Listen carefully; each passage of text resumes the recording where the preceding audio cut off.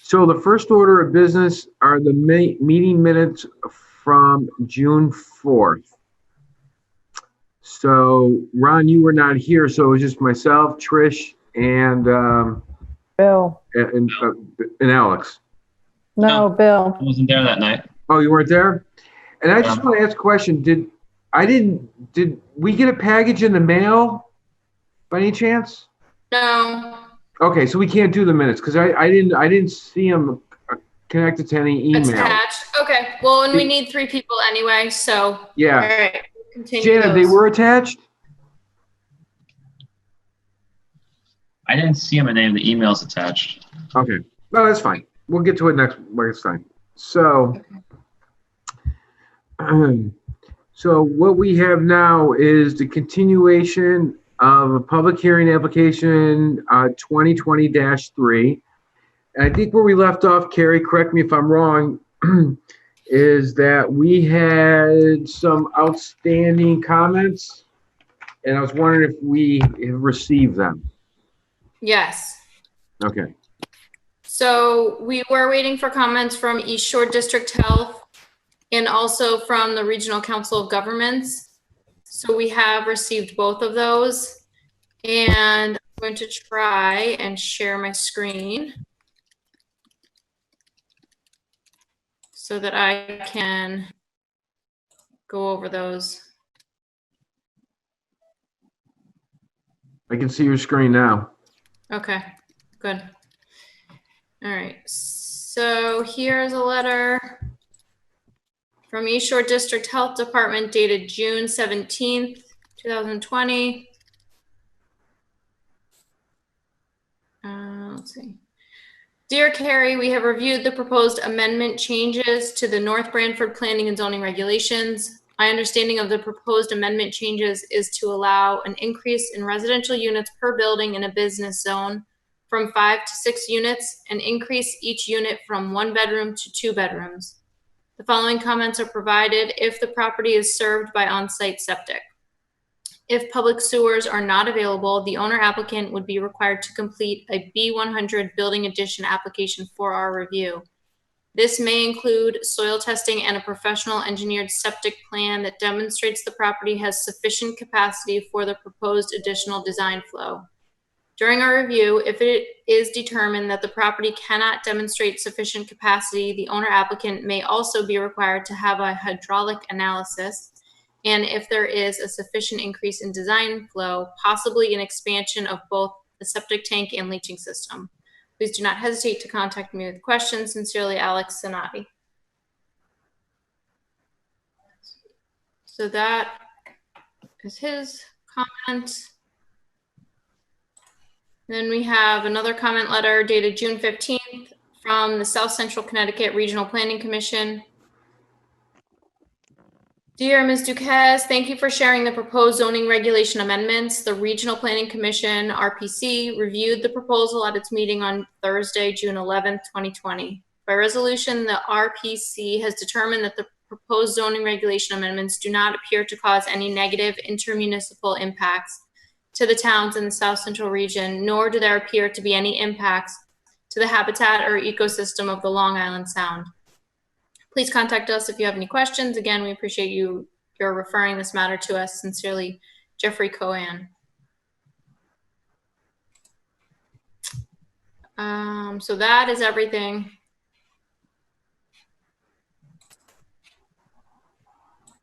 Those were the 2 things to share. Bill just joined. I don't see him. There he is. So those were the 2 comment letters that we received. Bill? I think he's still connecting. Okay. No, he's gone now. Oh, wait, he just moved up. You waiting for me? Yes. I'm here. Did you, Carrie just went over the 2 letters, one from East Shore and the other one from Regional Council. Did you hear them? No, I did not. Sorry. You can send them and I'll read them. Okay. East Shore basically said that if, they may require additional testing for septic. And regional council really, it said it had no impact on, it had no impact for them. Yep. We read those last time too. East Shore, I remember. Those were new. The last comment letter was from the Regional Water Authority. Oh, okay. Oh, I'm sorry, Bill, I said regional council. So. Okay. Good. With one, what Alex mentioned, those tests are pretty standard when they're looking at if a septic can work, especially at that magnitude and everything. And he said if the septic, if there wasn't the option of connecting to public, then they could look into septic. Did he have an opinion on if a septic was available, or if septic was not septic? If public was available, then they had to do public. Because I didn't see that in the letter. Right, he did not comment on that. The current regulation requires that they connect to sewers. So he was aware of the proposal of the current regulation versus what's being proposed. But you're right, he did not address that. The letter from previous meetings, that was a concerning, I'm going to misspeak, so please correct me, concerning the nitrogen, that was from Regional Water Authority.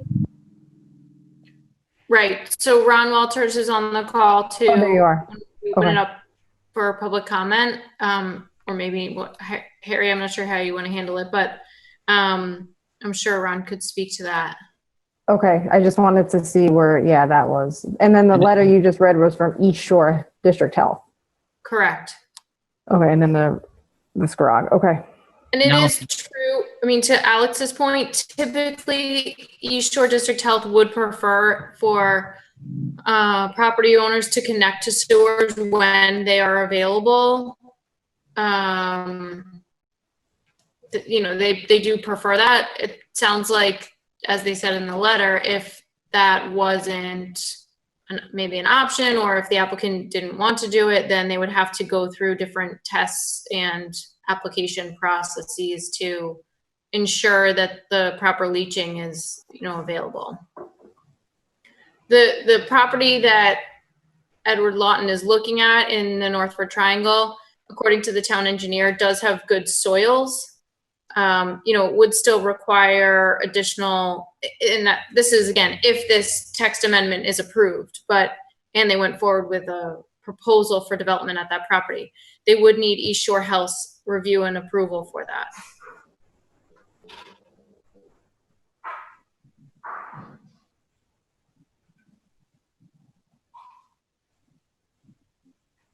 So I don't know, do you guys want to hear from Regional Water about maybe their thoughts and comments or concerns? Well, to go to like what Trish was mentioning on the nitrogen, and I guess Ron could speak on this.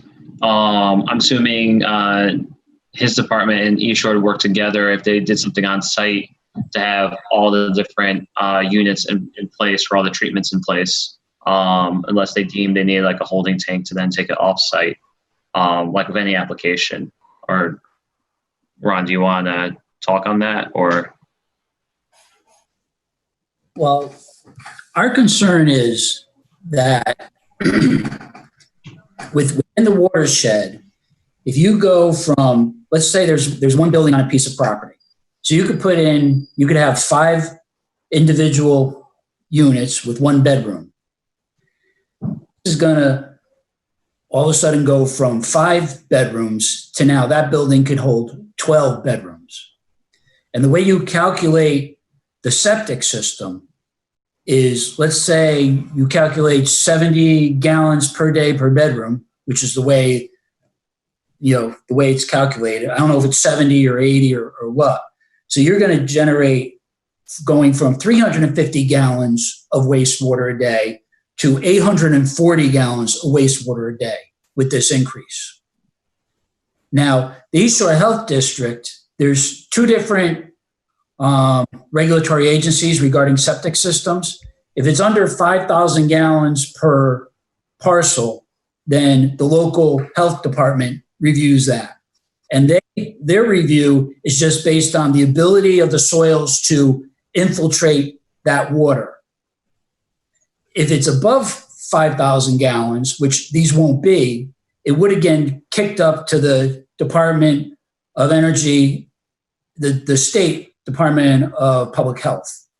And what they do is they look at a water quality, not only the quantity of water, they look at the water quality. And what they determine is you have to meet two standards at your property line. You have to have a 28-day travel time in order to reduce the bacteria, and you have to have a sizable area for dilution of the nitrogen down to 10 parts per million at the property line.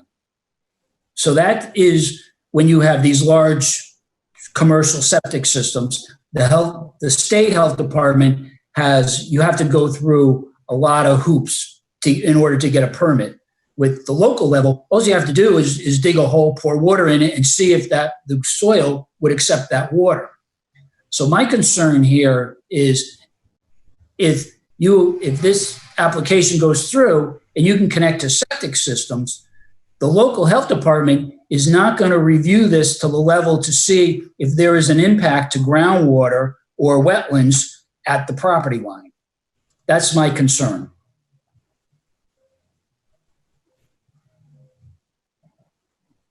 Is there another layer of regulation that could be put in place, Ron, that could, or like a test or something that could be done so that if a certain level is triggered, then review occurs at a different level? So there's like tiering? The regulatory agencies, they have their own jurisdiction. So you can't force the state health department to look at a site that is generating less than 5,000 gallons of wastewater. And the local health department doesn't have that jurisdiction to go in and say, hey, you need to check to make sure that you're not causing any water quality issues at the property line. But Ron, so if the state doesn't do it, we could have the applicant do it with an engineer, right? I mean, they could do the same thing the state could do. I don't know. That's a question for Alex to answer as far as that. I know what the regulations are. I don't know. We had this issue in Bethany, and the local health department was pretty much, their hands were tied behind their back, and the state health department wasn't going to step in because they didn't have jurisdiction over it. Right. That's what I'm thinking. That's what I'm saying. If an applicant came in for something and they wanted to do septic, and let's just say, you said the average is about 350 gallons, and now you're going up to 840. So I'm just going to throw something out there. Let's say if it was going to be over 500 gallons a day, then the applicant would have to find a separate engineer, their own engineer to provide us the data that the state normally would. Does that kind of make sense? I don't know how that would work out. Well, I mean, we would just review it. I mean, we would get they would pick an engineer. They would provide us the data to make sure that, I mean, I'm sure and I'm going to butcher this pretty good, but when you said, I think, what was it, the 28-day flow? 28-day travel time. Right, so they would have to give us the information on the 28-day travel time, the water quality, and the different things that would have been asked by the state. But we would have the applicant provide that to us through a third-party engineer. Just like are there people that do that, Ron? Yes. Yeah, there are engineers all over the place that would do calculation. So it'd be just like when we do a traffic study, we have the applicant provide a traffic study for us. It's the same thing. If it's something we went with, we could have an applicant have to get a certified engineer that it's approved by us to do that study. So, Harry, we might want to check with our town attorney though, because a traffic study in this are two different things because of the threshold that the state and the local have. But they don't have any, they don't have jurisdiction, so No, I know that. So they don't have jurisdiction and the local can't do it. But I'm wondering, can we request it? And then does the applicant actually have to do it? Because they could say, well, the state doesn't make me do it. I don't know, like if our attorney would say, can we do that or not? So I can check with her. I think that we could, and here's the justification. I think that, so this would fall under a special use permit. So it's not as of right, it's discretionary. So there are special standards that the applicant would have to follow. And I think that it's not specific to one site, but instead we make it specific to the watershed. So Ron, is that correct? If we had some kind of requirement and we need to like work on the language, but to have some other kind of additional study performed to ensure that there's no impact to the watershed if a septic system is installed within the watershed, something like that? I think that the town would be concerned, even if the business was off the watershed. Yeah. Now you could be impacting another well on somebody else's property. So, I mean, it's not just, it's not just the public water supply watershed, it's also the private water supplies for, individual homeowners.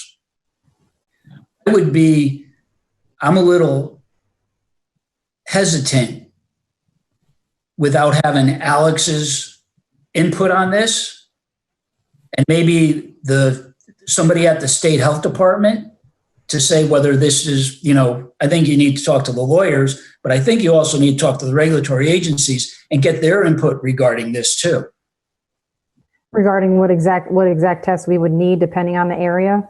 Well, I think they know what tests to do. I think you would have to talk to them about how the regulatory agencies would handle this if it would go through East Shore. I mean, you might have East Shore might sit down and review this and say, no, there isn't any problem with a small, let's say a minimal amount of wastewater increase. But if you went from, let's say you went from a property that had 2 buildings with no residents on it, and all of a sudden that person wants to build, 12 units with 24 houses, then you have a significant increase. I mean, if this property already has 5 units of 1 bedroom each, and they just want to increase it, they just want to split the residential units and make into 2, and the increase is minimal, then I don't think there's an issue there. So I think there needs to be some kind of, maybe the local health department reviews it and determines whether they need to take that next step and do a more detailed water quality analysis rather than just the quantity. Oh yeah, I mean that's what we're saying. Before we even, but if an applicant if somebody put an application in, we would want that water quality study in advance, way in advance, to have them do that. That'd be like they would have to submit that at the time of the application, based on what they were trying to do. Does that make sense? And then we would give it to East Shore. We wouldn't wait for East Shore to tell us to go ahead and have them do it. We would make it mandatory that they provide it at the time of application. Yeah. We'd have to Carrie, would we capture that as a special condition though? Is that how we would do it? Right. Yeah. Or it'd be if you're not going to tap into the sewers, you then have to do a water quality analysis XYZ study. Yeah, I mean how to capture it in the text amendment so we can. Yeah, you'd have to be a special condition. It would be right, a special standard. So under the current regulation, there's certain design standards that are required, like all the dwelling units shall have an access and egress separate from the access and egress for any other use in the building. So it would be one of these conditions or special standards that they'd have to provide at the time of application to show that they meet the standards, the requirements.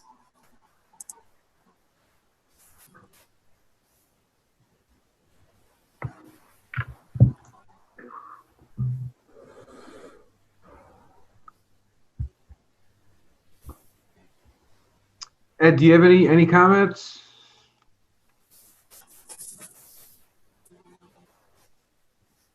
Was that directed to? Ed. Oh, sorry. I was just trying to unmute.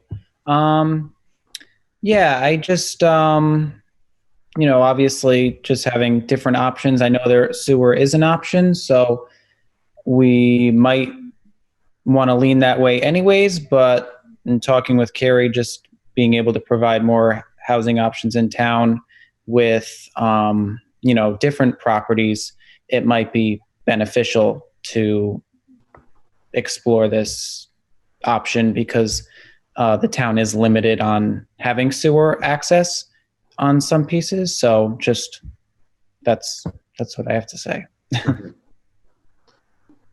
Thanks, Ed. Yeah, let me throw in on a couple of questions too. Sure. This may be stupid, but where's the sewer line in the center of Nordford? What's the extent? Yeah, no, that's not a stupid question. So I'm going to try and share my screen again. I have the GIS up that, let me try and share this. Hold on.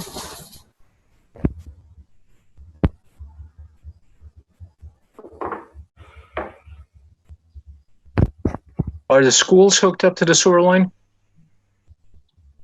Can you guys see this? Yep. Okay. So I'm going to start in Nordford. So this yellow line, hold on, I'm going to do one other thing. I'm going to also highlight the zoning districts. So the zoning districts that this text amendment would impact are business zone, which is this red over where my cursor is. Mm-hmm. This is all sewer line here, this yellow line. And then this is also business zone here. Mm-hmm. I don't know if the school is connected in Nordford Center. So the sewer line does go right here. This is the parcel that is interested in doing the text amendment, but again, it would impact all Just out of business. curiosity, could you circle where the buildings would be going? Because I can't picture it when I drive by it. Triangle.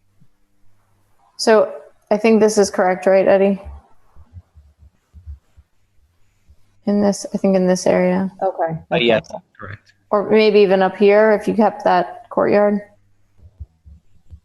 I know this is the yeah. text, but if the septic was septic portion of this was approved, would all the buildings being hooked up to the septic, or just doing the septic for the one new building? Because I can't see from this one if the current buildings are actually hooked up to that line or they have their own. Can I say? They're actually all septic currently, those buildings. Okay. They have their own each individual for each building. Okay. So just to look at the southern part of town, because this would impact the entire all business zones. Mm-hmm. This is a business zone here. Unlikely to have residential, but you never know. There is no sewer line over in this area. And then extending down, sorry for the barking dog. This area along Foxen Road would also be a potential, but again, the sewer line does not extend there. There is sewer at Town Hall. Is that where the sewer line stops? Yes. There's a small portion here on Twin Lakes. Mm-hmm. And then a section actually by Dollar General to Big Y. Oh, Big Y, so that makes sense. But that's, and then there's 1599 has the potential of being connected to sewers. Mm-hmm. I think it is actually. Oh, sorry, that's right here. Central Plaza is, but after this housing unit, Brookmead, it ends. So the eastern portion of Boxon Road does not have sewer capacity, or sewer line, I should say. So going all the way to Guilford doesn't have sewer? Correct. Right.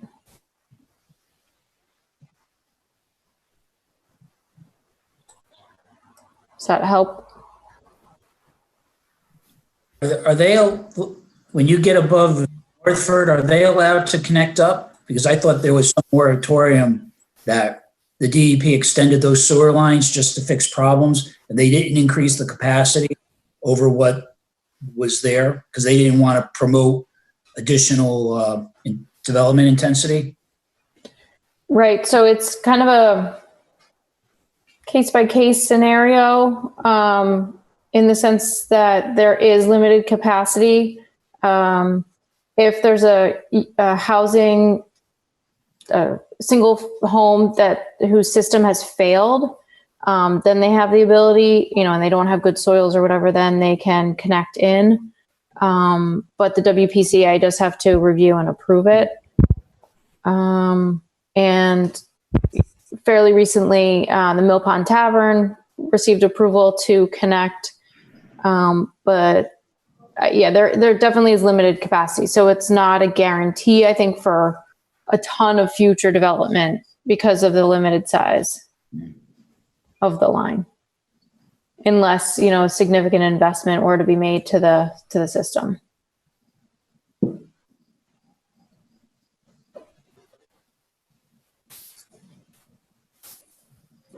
So, well, I'd say definitely ask our attorneys on it, but I agree with Harry to have as one of the special clauses for the permit. When the applicant comes in front of us, that's already done. So that'd be one thing, Alex, but the other one is, I'm not sure how the text amendment was written, Carrie. If it says either or, septic or, I have it up if you want me to read it. You want the original or the proposed change? The proposed change. So the proposed change, so the original says, the commission may, at its discretion, permit on-site well and water supply only when approved by East Shore, Department of Public Utility, and Department of Health Services. The proposed change is the commission, at its discretion, may permit on-site well, water supply, and on-site septic only when approved by those three agencies. So it's the addition of the septic.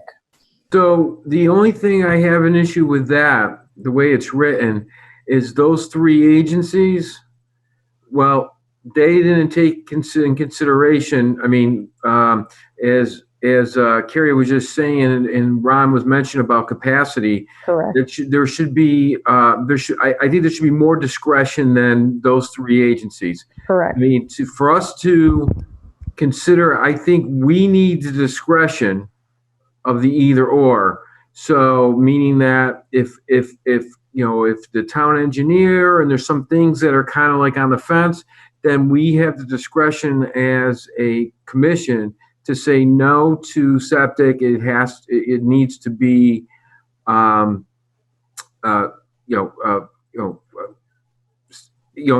would be no to the septic. And even if the three agencies were kind of like in a sort of agreement, that would be okay. But I just think we need some discretion in that. I just want to throw that out to the commission and see what you think. So I have a quick question, and it's this is actually going beyond the current text amendment, and it's just looking at the map referring to like where Ed is proposing this as he answers the question that the 3 current buildings have their own septic, and this one they might want to do their own septic too. Ron, the study that you mentioned, or test you mentioned, is it just that one septic it looks at, or is it all septics on that one parcel? They would look at, I don't know whether they would look at it as a whole or each individual septic, figuring out where the direction is, how big an area is contributing to that one septic system. So you could probably have, if you have 3 different septic systems and one septic system is pretty close to the property line, that might not pass, where another one, which is probably in the middle and has a large open field where there's enough, pervious surfaces to allow for the dilution for the nitrogen, it might be okay. I think they look at each individual septic field. Okay. But Alex, that doesn't mean that we can't ask. So let's say as far as say we request an engineering report on the septic, we don't have to just say on the parcel. We could say with all parcels within 500 feet as well. So we do have some flexibility on this to expand what we're going to receive. So for in this, we could get, if we ask, I'm just going to throw the number 500 feet out there, and that's just an arbitrary number I just made up a second ago. But that would include everything on that property, and then, every property within 500 feet. So maybe give us a more, a better look at what's going on in the surrounding areas. Then we pass that information over to at least East Shore Health. They see a more holistic view of it than just the one property. So, there's ways that we can add to this to make it, to give us more information if we were to go down this road. If you're going to put this onto other properties that aren't involved in a development, I think that's problematic. Oh, I'm not saying about doing testing. I'm just saying maybe. I don't know much about septic, but I'm just saying if there's got to be something. Some information that they can get without going on somebody's property, just so we know what's going on around it. Is it, you know what I'm saying, Ron? I'm not saying dig holes in everybody's yard, but there should be some information we can get that they can include in there. Like how many gallons of water they're using a day based on the formula you went through, and, just give us a rough idea. Would that be helpful? I think it'd be helpful to find out where the wells are. Yeah. And so in case that if there isn't a well anywhere close to the property line, because there's it has to be a 75-foot separating distance. I think so. But if I believe so. Yeah. If the well was 400 feet away from the septic system, there's not going to be an issue with that. Right. Yeah. So maybe that's some of the information they can get. At least do all the engineering type stuff on the property, but then identify wells and septic on other properties. And like I said, I'm just throwing out 500 feet. Yeah, we wouldn't be able to go on their property, but we can get hopefully some good information from that. Ron, looks like you have a question. Yeah. Sure. What I was thinking is, we're far from the point of having a site plan, but when we put all the pieces together, you have to have an engineered septic system. I believe you can't pave over a septic system. Is that correct? I don't know, but you can. You can pave over it? Yes. Okay, because you're going to need parking spaces. You're going to need, all of the other pieces that fit in. You got to be so far from the property line. And, you got that enormous hill that you're going to be butting your head up against. I was just wondering if, the other little pieces. I mean, you may have a beautiful septic system and a parking lot and can't get a house on it. But I mean, that's, I'm trying to think of all the little pieces, putting them together. It's looking at, cost effectiveness, the septic system, or just biting the bullet and going with the sewer. I'm just thinking out loud. So I really don't have a question. I just, Ron, just a hypothetical, like, how if there's no capacity, how if like they come back and they say, well, there's no capacity for septic, for sewer. So that's why I'm having the option, us having the option to say yes or no. I know it's not it's not etched in stone, so that would be something that we would have to consider, but it helps if there is capacity issues where we can explore this. Would you agree? Yeah, no, Okay.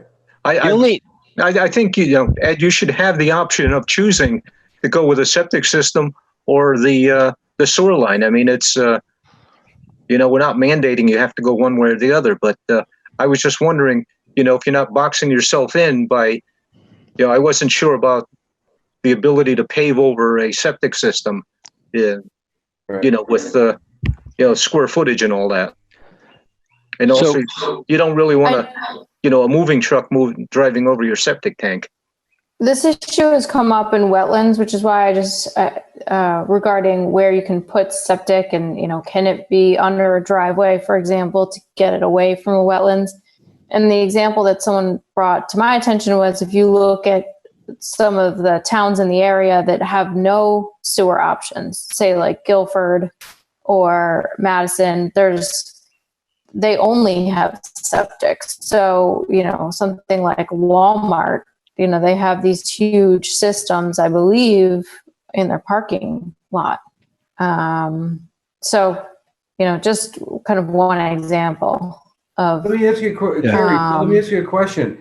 What they have, and their soils may be different as well. So, it may kind of be a totally different scenario. But if you just think of other towns in the area, they do have septic and, have gotten by. Maybe we look at some of their regulations, I don't know, or talk with East Shore a little bit more if we want to specify the type of report or study that would need to be done if septic was even a possibility. Yeah, I like the idea of some kind of specifying, because my concern, I like that, Harry, you mentioned we'd have discretion, and I think that's important. We should. The only concern I have is what would our criteria be? I'm a little like, we always try to be consistent. So, like when you start talking septics and impacts to wetlands and stuff like that, that's really not. That's getting out of our purview. So I almost want, we almost need a criteria, or if we specify, like Carrie's saying, if we can say we need an official report from whatever agencies to help us guide our decision. Yeah, but it's still going to be arbitrary too. I mean, just think about. You get a report, you read through it, and it's kind of like, okay, it's kind of going to work. Well, it's around the fence. So that's when we're going to have to make our own judgment by using, Kurt, East Shore, this report, and then, act on it. You know what I mean? So yeah. I think there's going to be a lot of gray area in this, a lot more than what we usually try to do or try not to have in it. But in this case, you may have that kind of like, Ron was talking about like the water quality issue and different things like that, where you start reading, it's kind of like, it may work, it may not work, it's on the fence, so we would have to make a decision, weighing all the facts.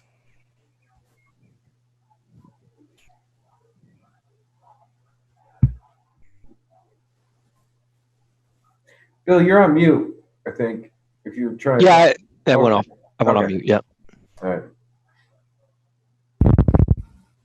Yeah, I agree with supporting, diversifying our housing, but it clearly has to be done in a way that doesn't impact the environment, and whatever we need to make sure that doesn't happen, we just have to make it part of the reg or wherever we put it.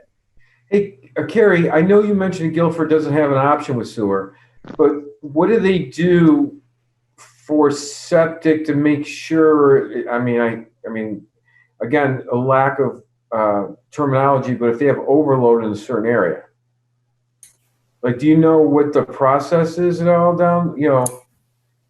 I don't know. And it's not, I can't think of, they have some dense development around the green in downtown, in comparison to North Branford. Right. But I can't think of a ton of like apartment structures, where they have a lot of bedrooms.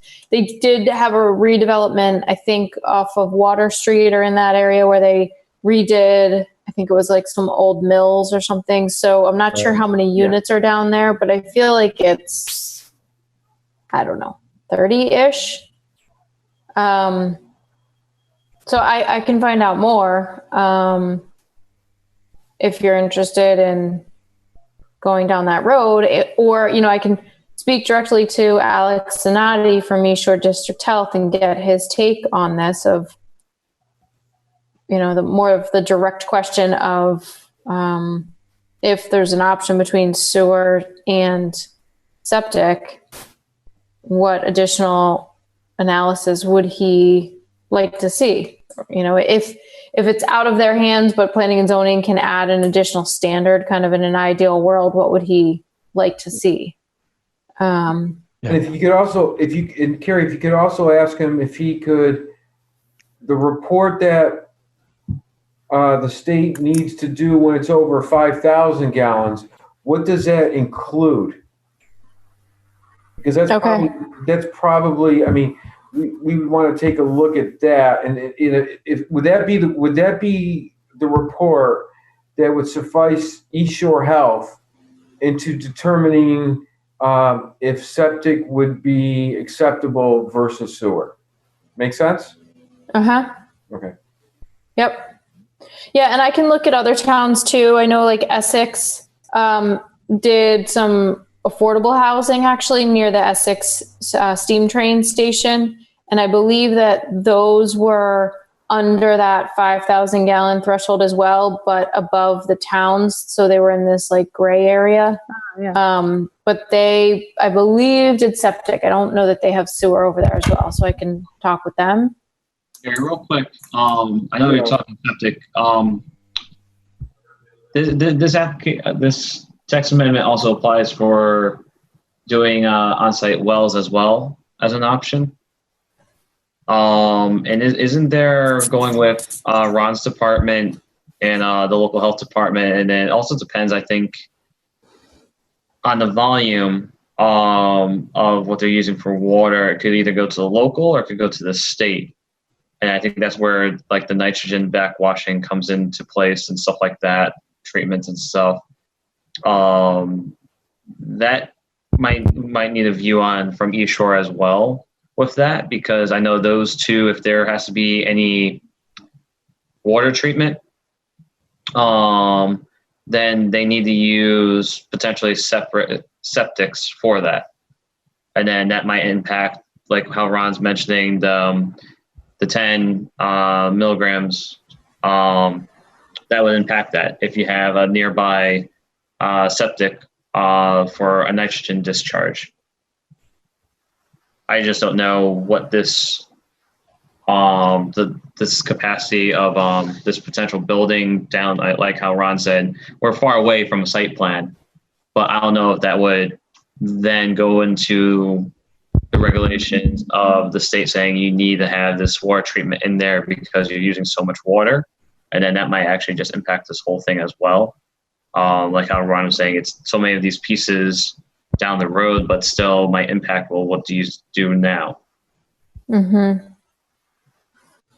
I don't think they were... If something has to go to the state, that's like anything else. It would go to the state for review. I mean, just like if you built I think if you're building on somewhere on Route 80, you would need to send, or for the curb cuts, you send that to the state. So anything the state requires, the applicant would have to comply with. Oh no, so Harry, for the water, it's how Ron mentioned before, like with the septic, if you're under or over a certain threshold, one of them covered. It's the same with the water as well, I believe. Ron, you can correct me on this if I'm wrong or misstating it, but I think depending on their water usage, because technically I think they would consider like a water source or a water supply. Well, depending on the number of people it would serve, it would be either a community system or a non-community system. So there's certain regulations. I don't think you're going to get to that threshold with it. The other thing is if you're within a certain distance of a public water supply water main, you actually have to connect up. You don't have any options for that. Okay. So. Well, it's basically what you're saying. We should be doing any type of engineering report we get. It should include water and septic. Okay, I got you. Yep, I agree. Yep. Because that helped the applicant even before he came. Yep. Even after this whole thing, and then also allows us to make a more clear decision, and then without going back and forth to this state's department and now this one. It helps streamline everything. Yeah, perfect. Carrie, so you can get together with Alex on that, correct? Yes. Okay. And just to go over the water component again, it does. The applicant wasn't proposing any changes regarding the well, and it does say that shall be served by public water, and then the commission may at its discretion permit on-site well and water supply. Okay. But that again, as we've discussed, would have to be approved by East Shore. Okay. So you're going to get to Alex on that. So let me ask you a question. How are we doing on time with this application? That is a good question. Let me see. Actually, we're fine because this was submitted during COVID, so we can extend it. There's a 90-day extension. Oh, okay. All right. So we're okay. I just want to make sure. Yep. Okay. So you'll get back to you'll take care of that with Alex. Any on that, anything else that we need to cover on this? I didn't have anything else. All right. So I'm sorry if I'm going backwards a little bit. This isn't the Nordford Design District, right? Carrie? Well, is there a spec? So does it go to that committee or? Go ahead, so are you wondering? Of course, this is the text amendment, so never mind. Yeah. Right. So just a general text. Yeah. Yep. Right. The text amendment is for multiple dwellings in business zones. So yes, there are business zones in the Nordford Design District, and same with North Branford Design District. Right. So those would. At the site plan, it would trigger those reviews, right? Yes. Yeah. Okay. Sorry. Yes. Thank you. That's okay. No, it's a good question. And that relates more obviously to like building design. I don't think that there's any conditions in those sections that would relate to septic or sewer, if that makes sense. Yep, it does. Thank you.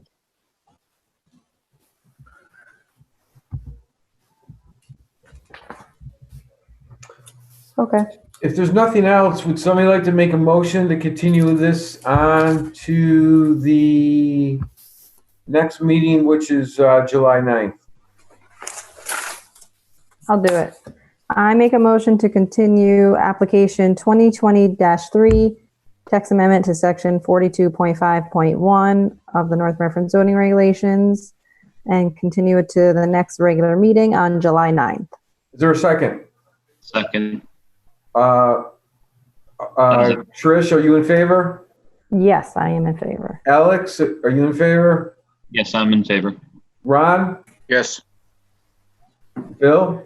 Yes. And I'm in favor, so that passes 5-0. We'll continue that to the next meeting. Thanks, Ron, and thanks, Ed. Appreciate it. Yeah, that was super helpful. Yep. All right. Let's see. So the next order of business is discussion of text amendment language for outdoor seating. Yes. So I emailed something to you, but I'll also find it on my screen.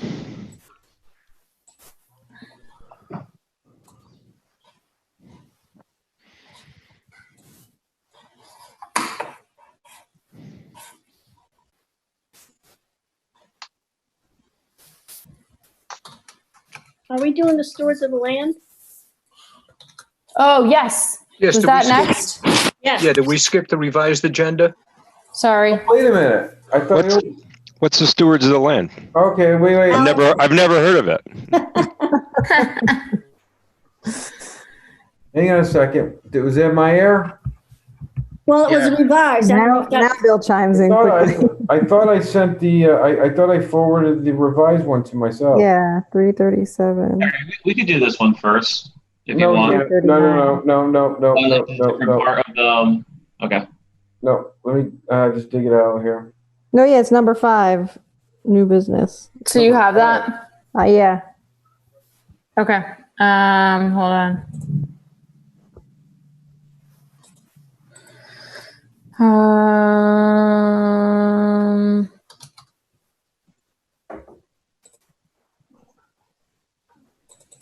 Yeah. Can you all see this?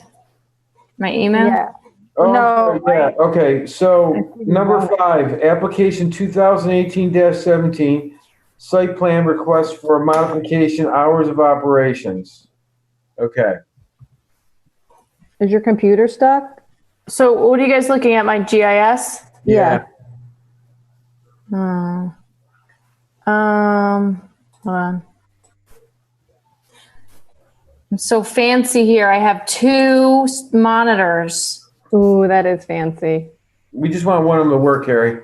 That's good. That's great. You got 2. Oh man. Hold on. Now can you see it? Yes. Yeah. There we go. In my email? Yes. Okay.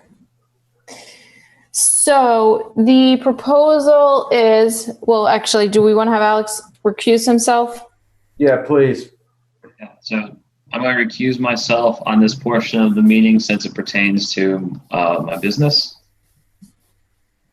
Okay, so there's been a request by Stewards of the Land Brewery LLC to modify their hours from Memorial Day weekend to Labor Day weekend. This email had been sent originally back in February, but we had canceled several of those meetings. So that's why it's now showing up in late June. So the request is to extend the hours, specifically Thursday. Right now, the opening is at 4 p.m. They're looking to open at 3 p.m.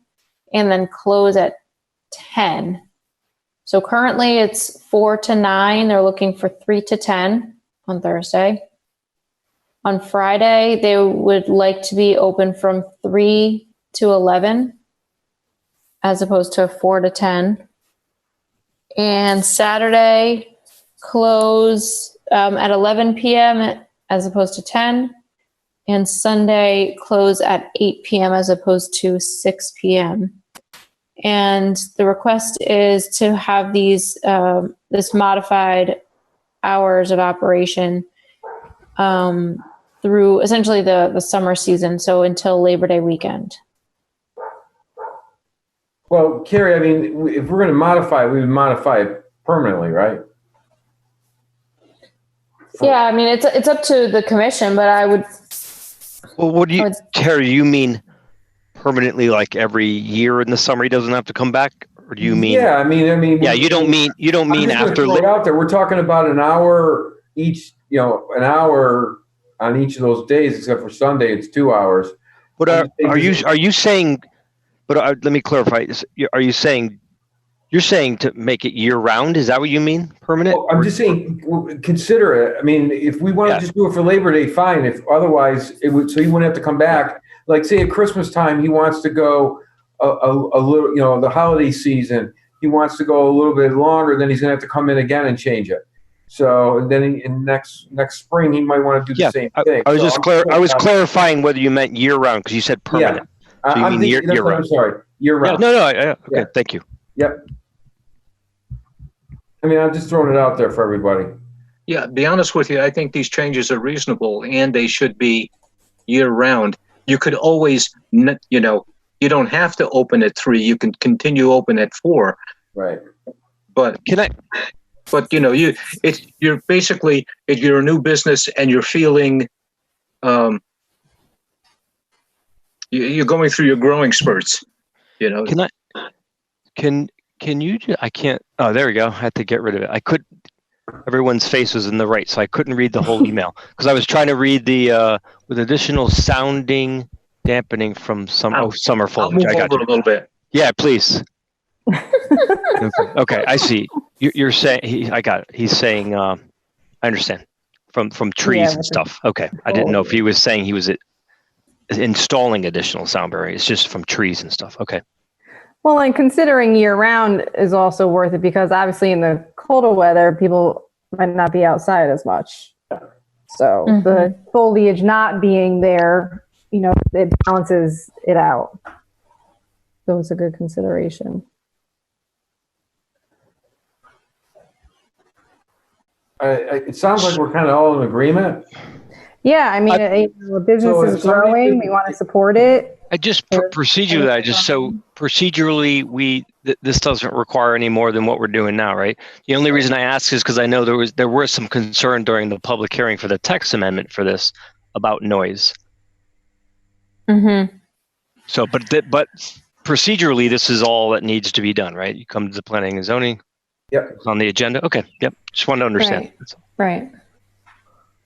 I mean, anything that comes to us, noise is always a concern. Yep. You know, because you don't know what you're going to get when you before you put it in there. But as it says in here, there's been no complaints of traffic and sound in town. So, I mean, that's a good thing. So this is modifying the site plan and not the text amendment, right? Correct. Yeah. So the text. This is specific to stewards of the land. Yeah. I guess that's where my head was going. Like if it's a text amendment thing, there was a lot of comment about that. Yeah. Okay. Yep.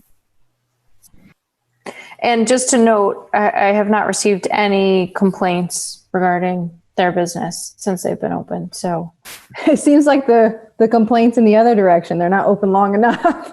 Right. If you scroll down in your email. I mean, again, we're looking to support businesses and it seems like there's a need and again, no complaints and it's a fair request. Yeah, down here. So if somebody wants to make a motion to modify application 2018-17, wait, I'm sorry. I have it in front of me. Modify the application of the hours operations detailed in the email sent on 6/16/2020 at 3:28 p.m.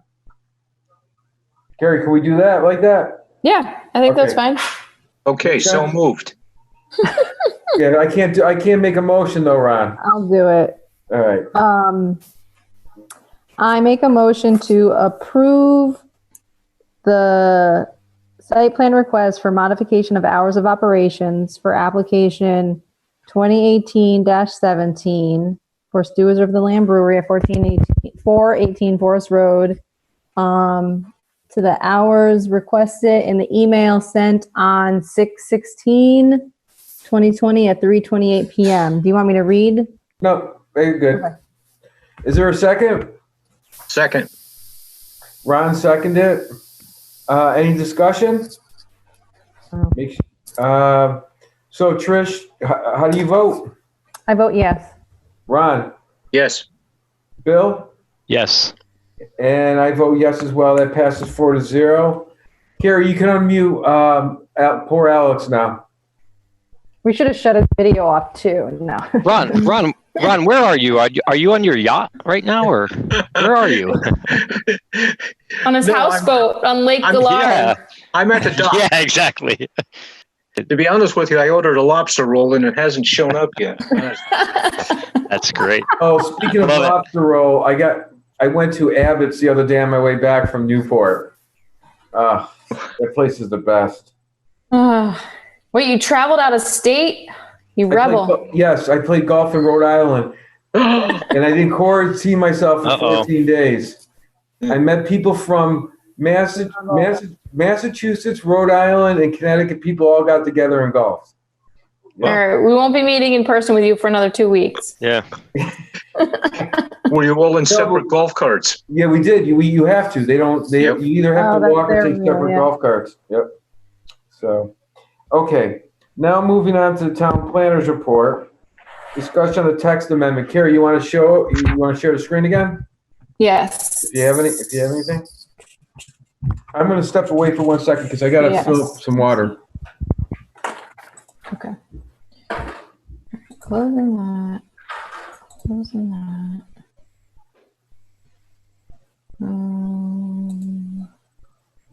Oh yeah, looks good.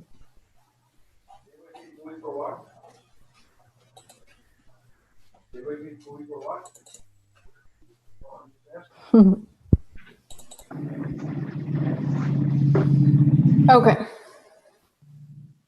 Harry, can you still hear me? Maybe I'll wait until he gets back. I'm back. Oh, okay. Yeah, just had to grab some water. Okay, so can you all see this possible text amendment language? Yep. Okay, so I'm just going to read through this, and it's just for discussion. Obviously, this is not an application.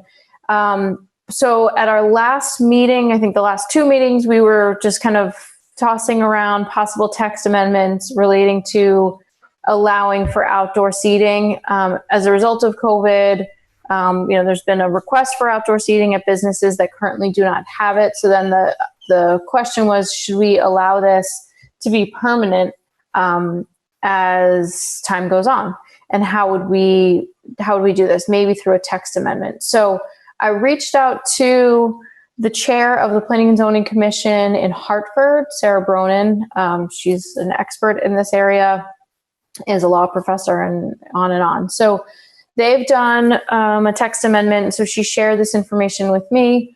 So I'm just going to kind of go through this, which I thought all of these sound very interesting. So the first is extending the outdoor seating arrangement until December 1st of 2020. So right now, our temporary outdoor seating only goes until August 30th.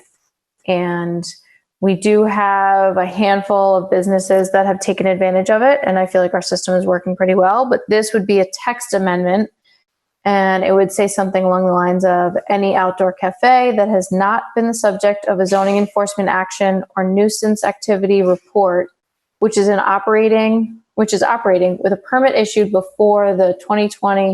issued pursuant to the 2020 gubernatorial executive order 7MM, shall be permitted to operate until December 1st, 2020, provided that such extension shall not be interpreted to create any non-conforming right, and further provided that the operation of the outdoor cafe between the date of the suspension of the state's declared state of emergency and December 1st, 2020, shall be deemed to be a complete and total waiver of any claim of non-conforming rights under any local, state, or federal legal authority. Very thorough. Yeah. I have not run any of this by the town attorney. I would do that, but I wanted to see if any of these interested you guys first. Has the state announced if they were going to extend the first 90 days at all? And will that supersede this? I have not heard of any extensions at this point. And that is a good question. I don't know. I think that any business would be, well, I say that. I was going to say hard pressed to have outdoor seating beyond, December 1st. But then again, if they start putting up tents, then you get into a different beast. which some businesses have requested tents and the building official has required building permits for those. Right now they can't, if they have a tent, they cannot have sides on the tent. But you can imagine the tents kind of bring in a whole new host of questions and issues, because as you get into the fall and winter months, then if you have a tent, then someone's going to want a heater. You can't have a heater in a tent, Exactly. I don't believe. So it may kind of be a moot point, but that's just one option, just to extend it further than the August 30th date.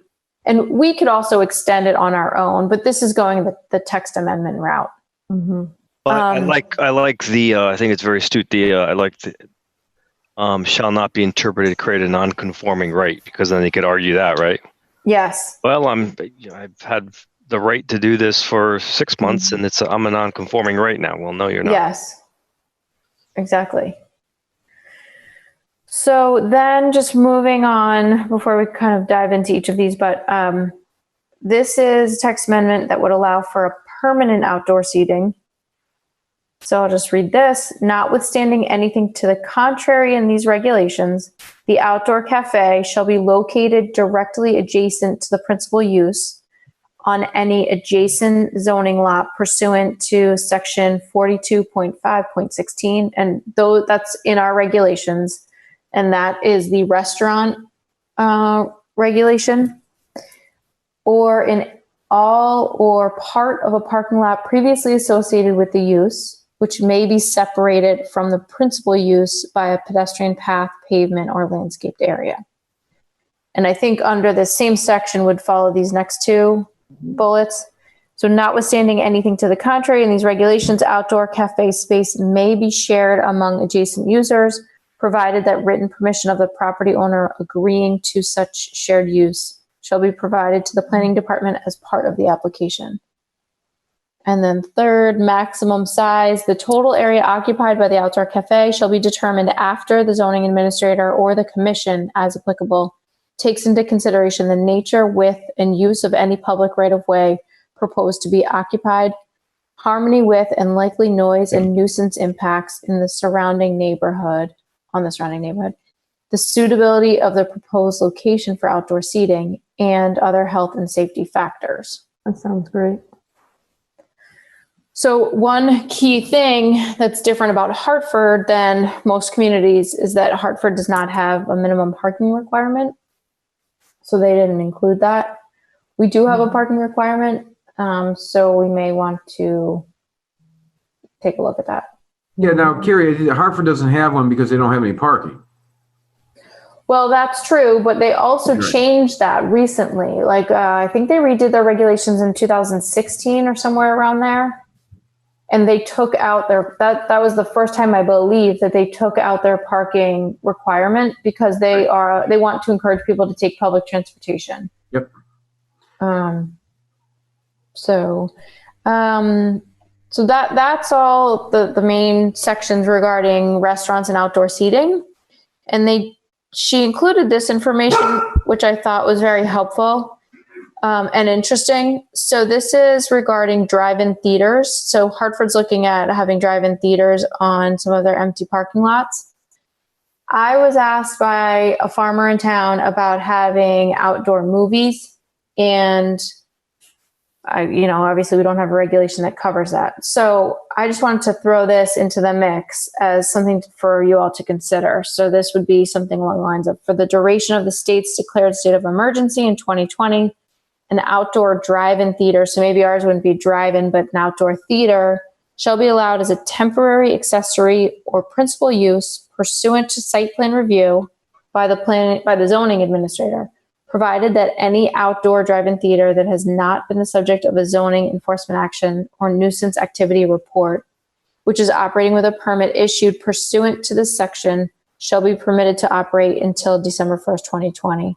Provided that such extension shall not be interpreted to create any non-conforming right, and further provided that the operation of the outdoor drive-in theater between the date of the suspension of the state's declared state of emergency and December 1st, 2020, shall be deemed to be a complete and total waiver of any claim of non-conforming rights under any local, state, or federal legal authority.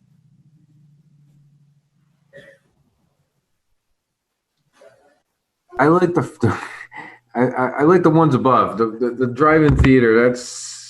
That could be a whole nother thing. Yeah. I mean, that's when we get into the outdoor entertainment or Yes. outdoor events. I mean, I personally don't even think we should. I mean, I like to stay away from that. I agree. Carrie, don't we have something in the regulations that say about outdoor theaters are not permitted? I thought we did. I don't. My book is in the office across from yours on that desk. So, just thinking about that, I thought there was something it's not allowed except for. I think maybe it's in one of the I zones and maybe allowed. I'll have to look. Yeah, don't worry about it now. What is your concern? I'm not. What with the drive-in theater? Yeah, traffic or noise. Well, I mean, if it's in your backyard, I mean, Yeah. not in you, but I'm just saying if somebody's backyard. Yeah. Okay. Understood. I'm just saying that's something that, drive-in theater. I mean, if somebody has like some farmland that's in the middle of nowhere and stuff, and you get people there, and build it, they will come. I'm all for something like that, but. In somebody's, especially around North Branford, where do we have any really open lots? I mean, if somebody wants to do something on the Sportsplex, maybe allow it up there because they do have things going out there anyway. But I don't know if we would have, if there any real property. Yep. So you're right about the drive-in theater. So I wasn't thinking of the drive-in theater. This is directly from Hartford, obviously. Right. What was proposed to me, the question was asked about having a large screen in a field where residents, neighbors, whomever could come and watch a movie. So it's like an outdoor setting, not a drive-in. No, but in our regulations, it does say drive-ins are prohibited except when sponsored by a local charitable organization and for a period not to exceed 10 days, and a zoning permit has to be obtained. Yeah. So again, I'm not trying to slow down the process of looking at outdoor seating, because that is the focus. Right. But I just wanted to throw this in there because as a result of COVID, and the outdoor entertainment, again, this question was raised and just asked if like a farm could have something like this. I'm with Harry on this one, where probably this should be on another question, and just look at what this was for the restaurants and other things. I agree with everyone else is saying on this one that I don't know. Yeah, that's opening up a huge can of worms because, again, parking, traffic, lighting, noise, time, duration, Yeah. It sounds like there may be an option if it's one-time charitable charitable organization and a 10-day thing that has to come before us. So there is an option if people wanted to do something. And are they looking to do this just because of COVID, or this is something they want to do every spring and summer? Mm-hmm. Well, this is just for COVID, right? Yeah, I assume this was COVID. Yeah. Yeah, this is. You can't really go to a movie theater, but you could go outside. So it's giving some relief to people. And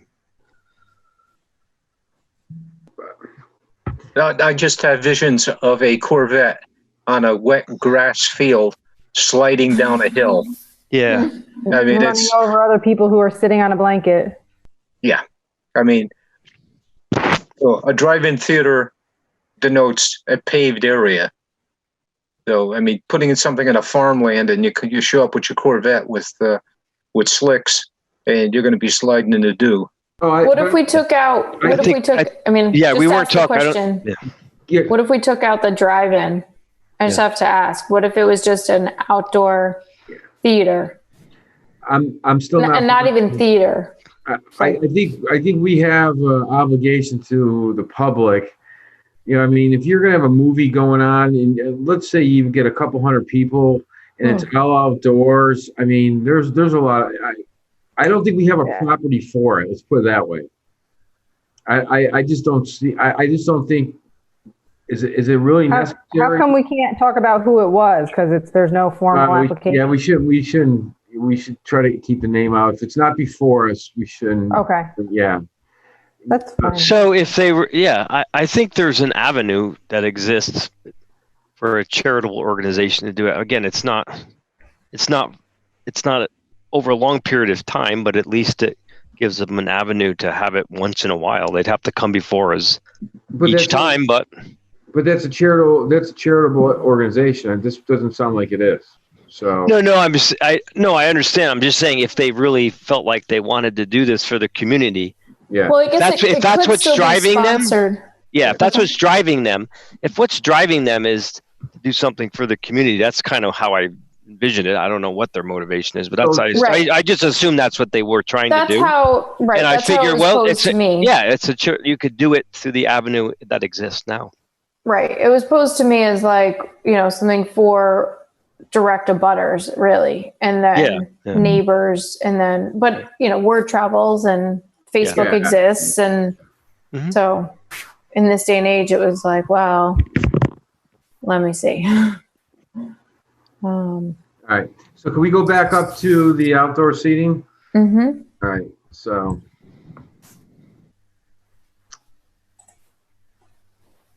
I mean, you have these three, if you can scroll down a little bit. So one thing I was reading on where it says, notwithstanding anything to the contrary in these regulations, outdoor cafe space may be shared among adjacent users. So that would need review by East Shore, because I thought that somebody said somewhere that East Shore doesn't really like that. Right. Okay.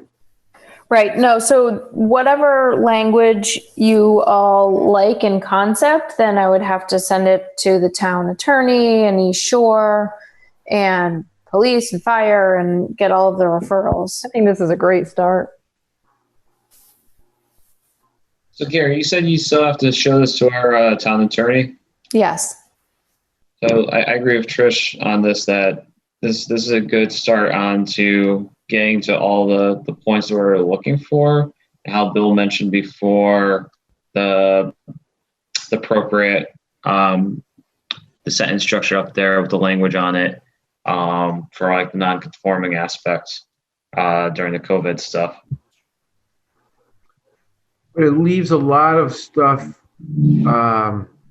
open, like the maximum size. It gives it's very flexible. Let's put it that way. Yeah, I like that word. I'm just making a point on that, because I know sometimes we like to have it tightened up, but this is very, this has a lot of flexibility, which would require us to make a lot of decisions on this, which fine by me. I like the flexibility, because it allows you to look at, because every space is unique, and it allows you to look at that space and, consider its uniqueness. The only thing it says maximum size, but doesn't give you any factors on it. That's the only thing.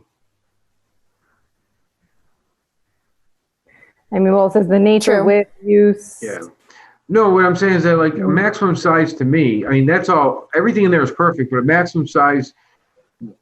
So let's say you have 1,000 square foot business. How if they came and said they wanted 2,000 square foot outdoor seating? I'm just throwing it out there. So do we want to consider a percentage, like maybe something like, well, I'm saying a percentage of the indoor seating can be allowed outdoors?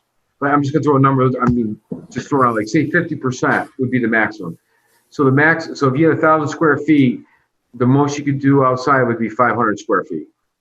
And if you had 2,000 square feet, the most you could do is 1,000 square feet. I'm just throwing it out there. We can leave it the way it is, or put something in like that, so that somebody doesn't come and, gets this little small square, that seats, 20 people, but then puts together an completely outdoor seating of maybe 1,000 or 1,500 square feet. So just food for thought. Yeah, but So don't you also have to have the I was reading something about, you have to be 6 feet apart, table wise, but then you need space for the waiter to walk through. So you're in fact having to have 12 feet between each table plus 3 feet additional for the room for the waiter to walk between tables. So this is permanent though, right? We're talking. Oh, this right? is permanent. So this is post COVID. It's during and post, I guess. So Carrie, I mean, none of this. I don't hear anything about. Oh, maybe it is okay. Oh, no minimum parking requirements. That's why I was wondering. Our parking wouldn't the square footage drive the parking, right? Or parking drive the square footage? Yeah. Yeah, Isn't maybe a little bit of both. Yeah, I thought it was based on square footage. Well, so the parking is based on to one space per 50 square feet of patron floor area. Yeah. But how much room you have available for parking may determine how much outdoor seating you have. Right. Yeah, well, that's what I was trying to say. Yeah. Right. That's going to be the limiting factor, I would think. Well, it depends on the parcel, of course, but it depends on the parcel, right? Yeah. I mean, certain ones I know of, it seems like parking's the issue. When you start taking regulations parking, so the commission can allow for a reduction in the amount of spaces so long as the applicant can show that they can create more parking if it becomes needed. Right. Okay. Yeah. See, one of the tough things on changing that is about parking, especially in North Branford, is like Hartford can do away with no minimum parking requirements for the obvious reasons. I mean, there's not a lot of parking there anyway. So, and when you park, you're ready to, get some kind of like garage. Mm-hmm. So we don't have on the street parking, and really where any of these businesses could be. So that's why having that flexibility is good, but I don't think we should be really changing that too much because we don't have alternate parking. Or transportation or sidewalks. Yeah, especially on Route 80. So I'd be hesitant to make changes in the parking, maybe some minor tweaks, but nothing major. Well, couldn't the safety net for that, Harry, be? Because right now, with the COVID, the parking requirement, the state's waived. Right. But when that goes away, ours is still going to be in place. And if whatever they wanted to do permanent, it's going to be going for what's the normal parking requirement. So we just refer to our normal parking regulations are. That would constrain how large these get, or if they want to make it permanent. Yeah. Well, I think the commission has a lot of jurisdiction based on how I'm reading this. So I think it's good that you all have a methodology that you're already thinking of like 50% of your lot size or whatever, or 25%. But this leaves it open. You wouldn't want to do this, but you could have it be different for every parcel, or maybe it is different for every parcel because some plazas have one restaurant and some have 5. I think it's a great start because of that. Carrie, I got to ask you a question now. So is there a day? How can anybody, can somebody who's had outdoor seating be grandfathered in? I don't think so. You mean under COVID? No, like Duties. Duties had outdoor seating for, as long as I've been around, I think. Yeah. So unless they make a substantive change, then they wouldn't have to do anything, correct? No, and I wouldn't think so. I mean, Right. we've never received any complaints or issues with places that have outdoor seating. And it was pointed out to us that there were several businesses that have outdoor seating Right. that were not permitted, that don't have like barriers in place to protect the patrons, like Right. what we're asking for those that are starting to have it. It makes sense for them to have it in place, and we're trying to work through that and just work with the property owners. But I can't see us, unless there's issues, I can't see us taking it away unless the commission Oh, no, I wants just want that. to make sure that this wouldn't affect them because they're already grandfathered in. That's all, yeah. Mm-hmm. Yeah. Mhm. Now, and I like the flexibility too, because think about, like, and I was using duties as an example too. Yeah. They're a single business on a parcel. So they can go a little bit larger because they can do in the back. It doesn't have effect on, it has a little effect on traffic, obviously, because they have a little more seating capacity, but a lot of it's in the back. There's no houses around there as far as I know. I know there's houses back towards Branford, compared to somebody that's in a multi-tenant facility. Mm-hmm. So I like that we do have that kind of flexibility. Yep. Yeah. I agree. Yeah, so under this text amendment, the applicant, it would be nice for them to come into the process with a proposed layout, obviously, but the commission could change it entirely, because it says the total area occupied by the outdoor cafe shall be determined after the zoning administrator or the commission takes into consideration, X, Y, and Z. Yeah. Mm-hmm. And we just add parking into there as well. Yes. Yeah, that's a good idea. Because, the hope is that you'll actually need more parking because your inside and your outside will be flourishing. And then the one thing is, Carrie, we put in there, is, what zones would we wouldn't do R40 or R80.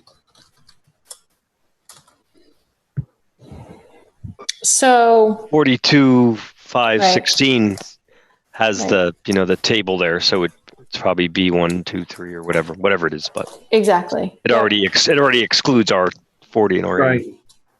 Right. So in the use table, the 42.5.16, that's the special use section, and it's speaking to restaurants. Where is it? So it's C-5 in the use table and C-5.1. So it would be B2, B3, and then I2 and 3. I2? Yes. Yeah. I2 and I3. So where we get into an interesting situation is, and we would deal with this as it comes, but like with residential. Chat and Chew. Yeah. They're in a residential zone. Right. So that's a little tricky. Yeah. What's the? Oh, wait, no, but I thought part of them. Oh, I thought only part of them is in residential. I thought there's another section of it. It's in B. No, the whole thing is residential. Really? Yeah. Their business and the residential. Across the street was just changed to industrial. Right. Well, if he wants, he could do it temporarily now. So, so if he wants to do a permanent, then we would have to have him change or do a zone change on his lot. That's all. You want to be able to, because there's the house on that parcel too. Right. Oh, okay. Well, we'll cross. We can deal with that as that. Yeah, I was gonna say we cross that bridge when we get there. Yeah. So one thing that we should kind of think about, maybe, I don't know, not to throw a wrench into this whole thing, but I was thinking about wineries and breweries. And if this should apply to that as well. I don't know that it has to, because those were both approved, or not both, 1, 2, 3 approved as part of their site plan with outdoor seating. Yep. So I don't know that we want to complicate things, but I just wanted to raise that because that question may have come up.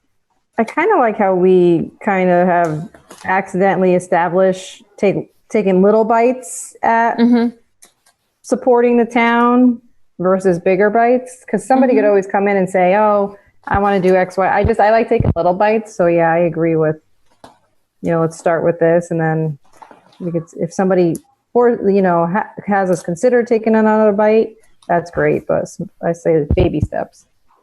Yeah, I think if you do wineries, Carrie, and stuff like that, that should be a full site plan review. Well, and I think that right. I think they have it right there. Yes. You think they had it already? Yeah. Yeah. It's already in their text amendments. Okay, so for this, are you all in agreement that you want me to look more at the permanent outdoor seating portion and have the town attorney take a look at it, as well as, who else did you mention? East Shore Health? Yeah, let's do that. And then we can, now Carrie, it would be all three paragraphs, right? Yes. And parking. Yes. Including parking. So I added in the last section here, the suitability of the proposed location for outdoor seating, parking requirements, and other health and safety factors. I don't know if that's the right place to put the parking requirements, but that's fine for now. Now, like, say if we start talking about barriers, is that come under other health and safety factors?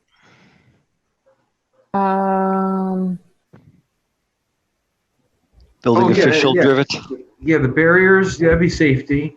Lighting would be safety. I mean, lighting is very important. Nuisance impacts. Yeah, we don't. I mean, especially with if these are on Route 80 or 17 or 22, we need to make sure the lighting is not affecting the drivers on these roads. So. Yeah, I just don't know how specific we need to get with this, but as long as it's general and that general covers all the specifics, I think that's fine. Yeah, I think safety factors is wide open because parking is a safety factor. Lighting is a safety factor. Everything you've been saying could fall into a safety factor. Great. All right. So Carrie, next steps, you're going to run it past East Shore and our lawyer, and then we'll come back, review it, and then if we want to move it forward, we can do it after that. Correct? Correct. Okay. Right. So, and sorry, go ahead. Go ahead, Bill. No, go ahead. Under COVID and Executive Order 7MM, or one of the executive orders, we could expedite this, meaning we could propose at the next meeting in July to have a public hearing, say at the August meeting. Right. To try and expedite it. So then that would make sense actually with the timing. We only are slated to meet once in July and once in August. So if these temporary, seating arrangements are only approved until the end of August, this could possibly allow for them to continue into the fall. Just thought. Well, Carrie, let me ask you a question. If you at the very top, they extended it through December 1st. If we're going to expedite anything, why don't we expedite that? Yeah, that was my. True. I was going to ask. My question was going to be for those that aren't seeking a permit thing. They just want to survive this pandemic. That's always been my thing. Is like I want to make sure we give the flexibility that they seem to have now and extend it as long. Because I think there's a lot more flexibility now in the first one. I think once we go to a text amendment, we're going to put more controls on it, which is fine for the ones that want it permanently. But I think for those that don't, I like the top one. Just give them something and extend it so they can survive this thing. So maybe maybe you could put something in the text amendment. Oh, yeah, never mind.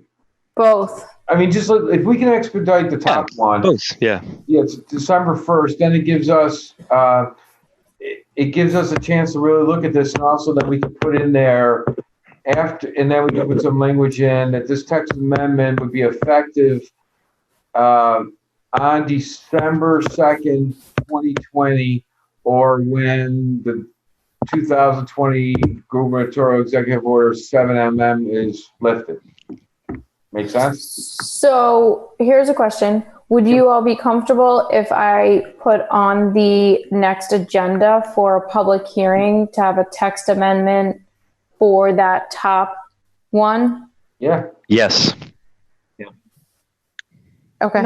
I mean, So that would be a public hearing on July 9th regarding a text amendment relating to continuation of outdoor seating until December 1st. Right. I mean, nobody's Okay. gonna, I mean, we'll be lucky if somebody has outdoor seating in November. Yeah. You know what I mean? So, but yeah, going to December 1st. Yeah. But at least that would get September, October, Yeah. where we wouldn't have to Right. re-up, if you will. It gives them the power and myself and Tom Hogarty the ability to extend this. Okay. and maybe could we put an and or, because, you know, what if the pandemic spikes again next spring and, you know, there's another executive order. My camera keeps going on and off Yeah. by itself. If we could do and or, that way we don't have to come back to the table and change a date. Just a thought. I don't know what other people are thinking. Oh, well, we wouldn't have to do We anything. just could extend it out, right? Maybe. So- Yeah, if we put and or, because again, I, you know, they're saying best case scenario, vaccine January 2021, but if not, you know, there could be closures again next spring. And or what? What's it? You know, operate until December 1st, 2020, and or, you know, the lift of the executive order. I understand. Gotcha. Yep. Why don't we I leave it? understand. Why don't we leave it the way it is? We could always come back in December or November, and then shoot it up. We're going to reevaluate. I mean, things are That's fine. in a state of flux anyway. Okay. That's fine. I'm flexible either way. Yeah, we could change some of it if we expedite. If Carrie expedites for a public hearing, we can make some of those changes and it'll be fine. So It's not a bad suggestion though, because it's just an orb, and it's saying that if the executive order continues, then we just go we follow the executive order. Yeah. right. I mean, it's probably a smart thing to do. Yeah. All right, so, Harry, do you need a motion on that? No. Nope. Carrie's gonna bring it up in Great job, Carol. That's we don't need a motion. first I start. just reached out and copy and pasted. Is that Luke's wife? Yes. I thought so. When I heard Bronan, I just figured it was Luke's. Yep. Yes. Okay, so the next Carrie, B, application receipt and scheduling for July 9th and August 6th. Is anybody going to be missing on July 9th? Ron, we're going sailing on your boat that day, right? Uh, No, I'm here. my daughter has a softball game, so if it's on, I'll Really? be at her. Good. Yeah, That's more up. important. That's more important than this meeting. No, I'm Yeah. serious. I'm serious. Yeah, Is that- I mean, if it's Yeah, raining, I'll I'm be in all the on board on meeting. that. Is that travel ball? No, they The rec? shifted. It's Really? the regular rec season. Oh, They took good. a I'm glad they survey. did that. Yeah, Oh, good. they took a survey, and it looks like for my daughter's age, second grade, the same amount of people as last year. So Oh, at fantastic. least for them, the pandemic didn't scare too many of us off. I saw kids playing last night at by the police station. Yeah, they could be practicing. We're gonna And start I actually practicing. stopped at very the cool. parking lot and watched because it was the first sporting event except for Yeah. NASCAR. in like the whole world. Except for NASCAR going on, I'm like, wow, this is exciting. There was a couple of ground balls, nice scoop, throw to first. I love Yeah. it. Yeah. So I will be here. We should start stacking Totucket with fans. Exactly. When's the next one? August what? August 6th. And do you have any receipts of anything coming in, Carrie? No, I'm expecting something but I have not seen it yet for the former Wave gas station on Route 80. Yep. Next to Dollar General. But I mean, your dog's on the couch, Carrie. if you have to do any like special meetings in July, know that every Thursday they have softball games. So I don't know if we could do another night or keep it at Thursday, but just know I'll be limited on Thursdays. It's every Thursday in July there's a game. Okay. Yeah, we can't change, but we'll wait for your return. No, like if like somebody if something for COVID and some, we need to get something done or passed, yeah. I'm available any other night. If we could pick a different night. I got you. All right. Anything else? It's everything. No. Glad Alex is awake. Are you sleep deprived, Alex? It's been interesting the past month. Alex, I don't want to. I was talking to a lady the other day, and she goes, "Yeah, it's been tough for the kids." And I said, "Yeah." I says, when I had twins, it was unique. She goes, "I have triplets." Oh dear Lord! And she goes, "It's from birth to now they're 2.5 years old. It's a grind." So forget it. Yeah, that must be nuts. I mean, 2 is tough. One's tough, but 3, that's incredible. God bless. We've been fortunate that we have all the hay lots right behind the house, so they're able to go for walks and everything. That's a perk. Yeah, that's awesome. How big's the baby now? He's got his 1-month checkup tomorrow. He's packed on some pounds. And the one good thing he does, he eats and poops. So exciting. I got a comment, but Alex, I'll wait till I see it.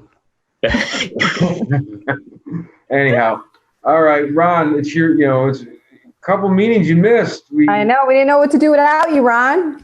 Bill didn't want to take over the elder statesman. He just didn't think he was, but he was. Yeah, exactly. You mean the meeting just kept going and going and Absolutely. going? Yeah. We finally convinced him. He finally very uncomfortable feeling, Ron.